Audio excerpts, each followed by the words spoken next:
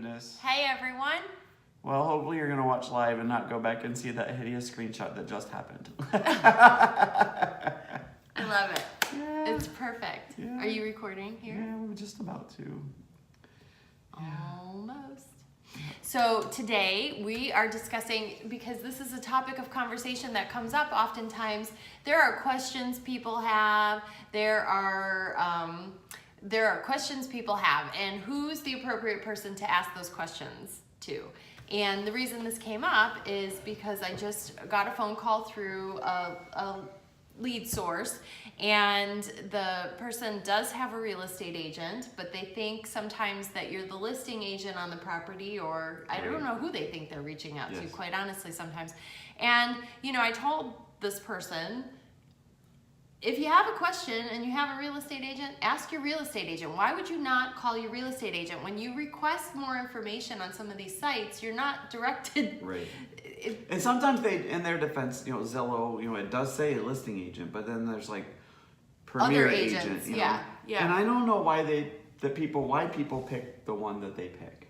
I don't know either. I mean, but in any case, they pick one, and they maybe it's because they called one and then one person didn't answer, so that they just go to the next person. Yeah, I don't know. We're living in a now society. People want to know right now. I want that information right now. Yeah. Because a lot of stuff you can just find looking online. You don't have to ask, you know, your realtor. Yeah. You know, if you think you see it online, then you're just going to ask right then, right there. Well, and I had a call over the weekend from someone who wanted to schedule a showing. They had a real estate agent, but they didn't want to waste her time. Well, thanks for calling me. Well, you want to waste my time? Right, exactly. Or then he said, well, you know, the thing is she's actually on vacation. And I said, well, here's the thing. That's fair, but... No, I'm sure she made arrangements. Right. If she's got clients and she's going on vacation, you make arrangements for your clients to be able to see. I usually ask you, can you? Yeah, I mean, that's it. We have a thing going. We've got, you know, there's several agents that are willing to help. So that's, you know, so. I guess, you know, the good thing to boil down here is start with your agent. If you have a question, ask your agent first. And if your agent doesn't know the answer, or you're asking the wrong person, they can tell you, you know, who's better to ask this question to. And sometimes I'll just ask the question to that person for them. Right. But a lot of times, you know, because you know what happens once you start that whole chain. What this person says is a little bit different than what they actually Operator. says. And yeah. Is that what's that game called? Operator. Is that what it's called? Yeah. And so, but if we don't know the answer, we typically will know where to find it. Well, I always think I tell people there are no dumb questions, and oftentimes you will be asking something that I don't necessarily know the answer to. So it's a learning experience for me as well, and I appreciate questions. But sometimes there's just questions we don't have the answer to. Or look, I mean, as a both real been at estate this agent, a while. it's not in our wheelhouse to have the answer to that question. And we've both been at this a while. Yes. And still to this day, I will get questions I've not had before. And a lot of times, you know, using reasonable deductions and, you know, thinking about past experience, I can come to what I believe to be the right answer. But if I'm not confident in that, then certainly I know where to go at this point to get it. Yeah. Yes. So that brings us to today and why we're talking about. So these are the FAQs. real FAQs of real estate. And do you ever go on a website and it's got an FAQ section and I think to myself, people don't actually ask these questions. Right, and the question that I have is not there. And then they it won't let you never is. call, Right. and you have to scroll. So today, we're going to giving talk you- about the real The FAQs. real We're going to get down into FAQs. the real down and dirty of frequently asked real estate questions. Yes, FAREQ. Yes. So first thing you do, you walk in the house, you turn the key, you walk in the house, and inevitably you get the generic questions, you know, when was it built, how long was it on the market, those kinds of questions we typically know as before we're going into the property, or we've got it, you know, right in the palm of our hands and can look at our phone and give you the answer if we don't remember. But then as you're walking through the house, the questions start to get deeper and deeper. They go down and they see the furnace, or they see the sump pump. You know, and a lot of times, what is that? you know. So there are just these features in a when house. you have the random tanks that had been oil. And I have to tell you, tanks there are at some still point. some cases I walk into a house and I'm like, I have no idea I do what not that know thing what that is. Yeah. That's a new one, but you know, I think it feels like almost at this point we've just about seen it all, but still, Yeah, there's we're always still something. surprised. Yeah. So, but ask your realist, you know, and that's the other point, part B of these frequently asked questions is, you know, who do you ask the questions to? So this question and the ones that come up in the house, I think you ask us, and we may know, we may not know, but Don't utilities. That's Right. always a question. Yes. What's the electric much on does this it house? cost? How much Yeah. does it cost for the? We don't know that, and quite honestly, it's going to be different from owner to owner to owner. That's a Yes. very subjective. for sure. How much do you Answer. use it? Where do you keep your heat set? You know, I like a half-hour hot shower, Right. so my water bill and And you how know many gas people are bill's going to living be in the way house? higher than most people's. Right.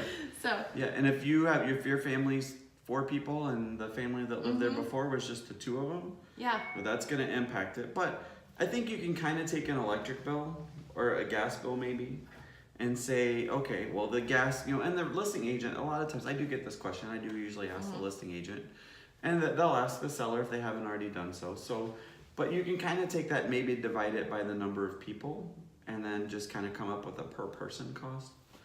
And then maybe just guess, you know, from there. But it's really just a guess. yeah. So Because how cold do you like your house? Right. How hot do you like it? I mean, it's just- everybody does it a yeah, little bit different. It's all going to be different.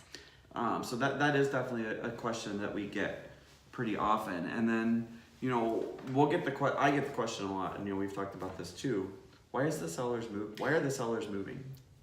A, it doesn't matter. Right. B, I always feel like people ask because they feel like the seller knows the house is collapsing, yeah, and suspicious. that's what they want to Yeah. know. Are they moving because this house is about to fall down? Yeah. Which, in that instance, you know, and I usually give people the property disclosure. Look, I don't know why they're moving. If the listing agent, you know, is really doing their job, they really shouldn't give you a whole lot of insight as to why they're moving because they're jeopardizing confidential Well, there's information. confidentiality. And You know, and sometimes agents talk and they talk out of school and they'll say, well, they're getting divorced and, ooh, you know, okay, Yeah. so now I know they've got to sell, you know, Yeah. not in this market that it does you any good, but, it doesn't. right. But, you know, sometimes it's sensitive information and I don't know that we should be prying into other people's private life. What you should be concerned about, in my opinion, is, okay, is the house safe, habitable, and am I buying it at a good price? And we can come to those things through residential property disclosure, home inspection, and, you know, looking at comps to see if we're paying the right price. To me, those are the important questions that you should be Yeah, it doesn't asking. really matter why someone's moving. No. They want What a other different house. questions do you get? There's a lot. Payment. What's my payment going to be on this house? That's well, a very good one, yep. that's not necessarily something, again, we can answer. What's your down payment? What's Right. the interest rate you've qualified for? What, Right. you know, that we can. I have an app on my phone, Yeah. and I will plug the information Sure. in and say, look, you know, the best place to get this answer is from your lender. Mm-hmm. Because they should have the numbers almost down to a penny, or within a few dollars at least. Yeah. But they're the ones to ask that. So that Yes.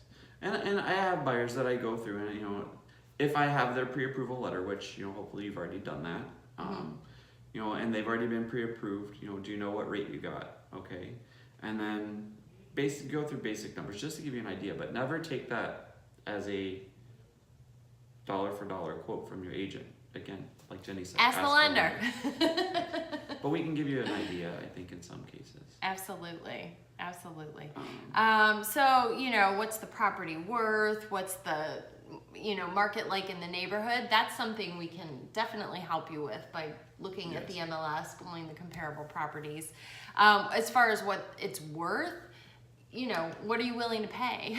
What is it going to sell in for? a That's normal very market, subjective you know, we as can well. give you better, you know, I think it's worth this because these properties sold for this, and but in this market, it's how many offers do we have, how much do you want it, and my question back to the buyer when they ask it is, okay, you know, this is what I think it's worth, but you have to decide what number where you're happy to get it, and you're also equally as happy if you don't get it that you didn't get it. Because if there's 4 offers or maybe more, there's going to be 3 or more people that didn't get it. And are you happy with the number that you started with and ended with? You have to be comfortable with your offer. Yeah. The question is seller flexible on asking price or on selling price? Well, that one is more common than everyone asks that. And here's the thing: every seller has their number, and every seller we has don't know what that is, right. and nor can we guess what that is. And seller has their own motivations for moving. Absolutely. Some are in that divorce scenario. Mm-hmm. Some are moving because they just would like a different area or bigger house, smaller house. There's the really different style. There's house. an unlimited almost number of reasons, and it really varies by person. And it all comes down on both sides to motivation. Mm-hmm. How motivated are you to buy, and how motivated are they to sell? Typically, in the market we've been having, sellers don't have to be flexible at all. So what I do tell people is, in a normal market, more balanced market, there would be some room there for negotiation. Is the house on the market a while? Right. So. And I'll get people that tell me, what if I offer this much? Do you think I'll get it? Well, and so oftentimes if that number is less than the list price, my answer is typically probably not. Yeah. And especially if it's significantly less than asking price. And if it's over list price, that's when I come out with the response, pick your number, where you're happy to get it and happy to not. And we do, different things in the contract to try to make you not spend more than you have to, but I don't have a crystal ball that can tell me, we don't know the seller's number on the buy side. Right. Yeah. And on the sell side, we don't know the buyer's number. So, that's the point of negotiation to meet at a number that everyone's happy with.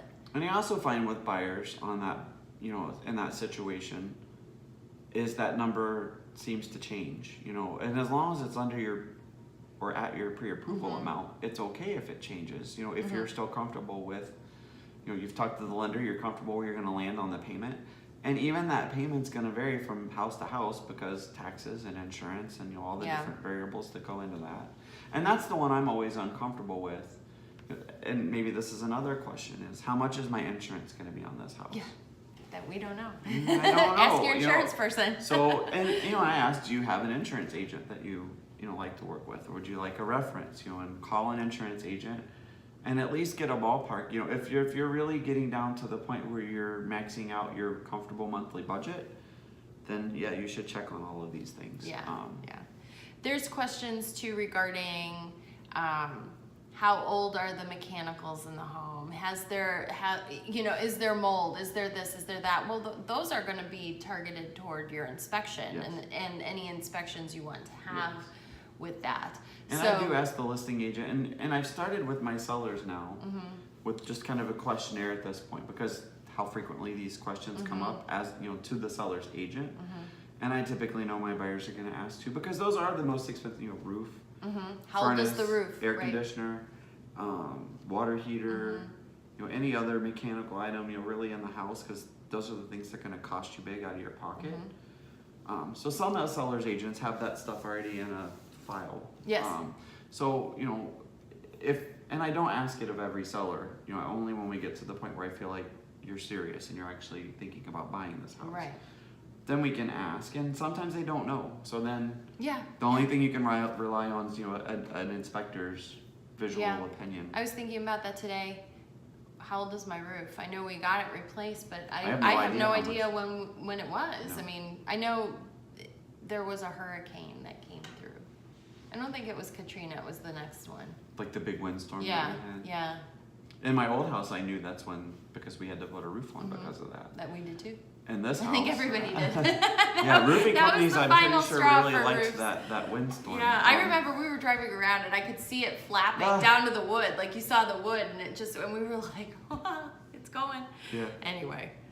But so we can try to find out the answer to that question, but if not, then it's something that's going to be part of your inspection. And the question I just got is, person was interested in the house, so like, okay, well, I want to set up my inspection, but we hadn't even gone in contract. Okay, well, the inspection doesn't happen until we go into contract. And I think primary reason is it's going to cost you $300 to $500 for your inspection. So maybe you're not going to be the winning bid. So don't spend that money before you have to.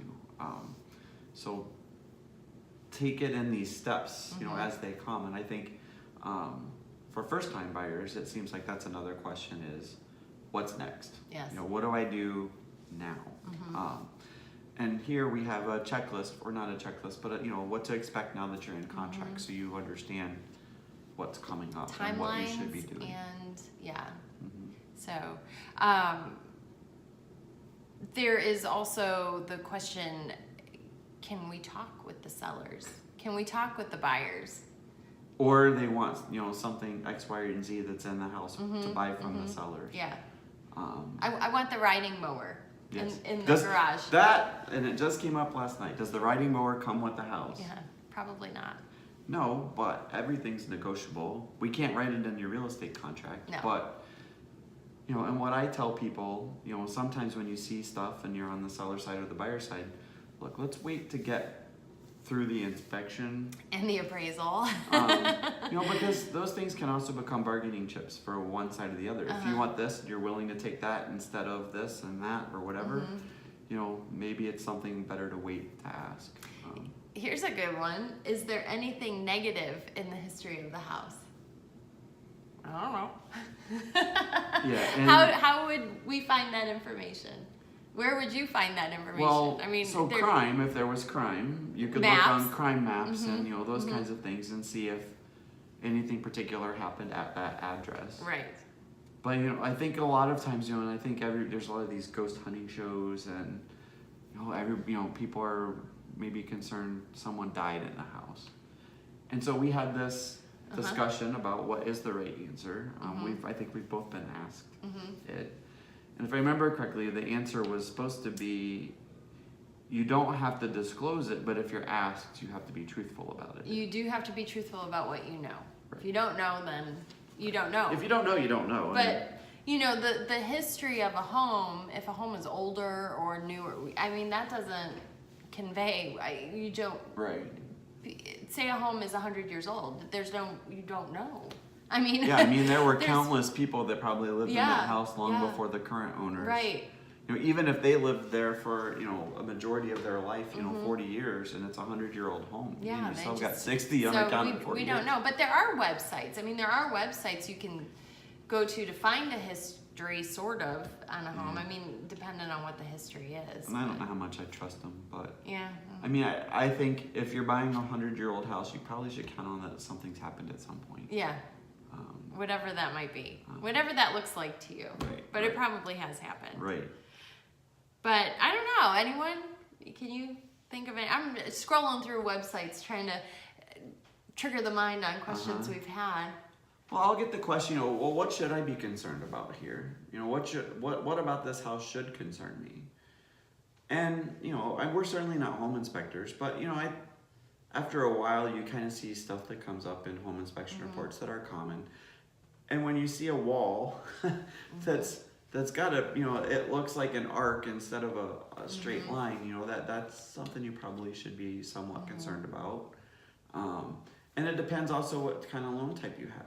You know, if you're a FHA buyer and you're buying a home, then you should be concerned about, are there hand railings where there should be, you know, 3 steps or more? Peeling paint. Is there peeling paint, especially if the house was built before 78, and even if it was built after? Are there mold? You know, are there visual signs of mold? I just showed a house the other day, and down in the basement, it was one of those frigid cold days where it was like 15 degrees outside. When you walked on the carpet, you could hear the crunch like ice. And I'm like, this carpet was wet. And then that just prompted us to start to look at the walls. And mold has a very distinct look once it becomes visual. Now, a lot of times you won't see it, and it's behind the drywall, and you don't know. But this was obvious. It was starting to come through the drywall. Yeah. So mold. Stay away. But those kinds of things are not going to work for an FHA home. Right. Even sometimes a conventional home, if there's major bowing in a wall. Mold doesn't work. Yeah. Mold, anywhere. You know, any of that. And I believe if mold's ever been disclosed on a, like maybe the previous owner bought it and it had mold, but they remediated it, I believe that you still are going to have a hard time with FHA because it's in the property disclosure. And FHA is really protecting you, and obviously the lender as well, because they want you to have a safe and habitable home, and mold can be a major issue for people. So if that's a concern, you get an inspection. But the parties to the contract are usually your lender, your agent, your real estate agent, title company. Sometimes maybe you have a lawyer. Am I forgetting?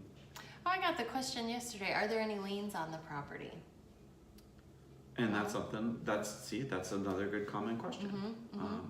Come up in the title search. We're not qualified to we code don't know that. the search. We can't find that information, and the title company will, and it'll come up when you are in contract. Our Columbus contract protects you in the instance that there are liens that come back. It says that the seller will give you a clear and marketable title. So there's going to be a search that's done before closing, and the sellers are going to have to resolve any liens prior to closing. Yes.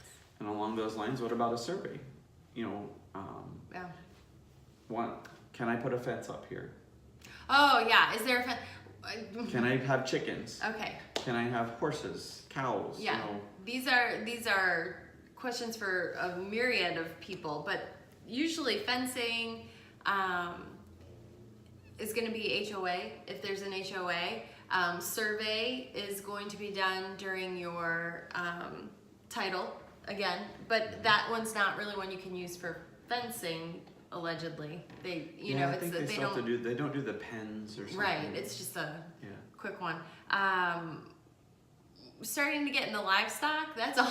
I just got this question last night too, and it was, can I have a horse here? Oh, horse. And it had a horse barn and stable, which leads me to believe at some point there was a horse there. You should, but that's going to be... you need to check with the municipality or the township or whoever regulates that stuff. And those are questions I'm not going to answer because I don't want to be responsible that you buy the house and you bought it because you have these things, and now you moved in and you got in trouble because you have them, and now it's my fault. So I know who to point you to.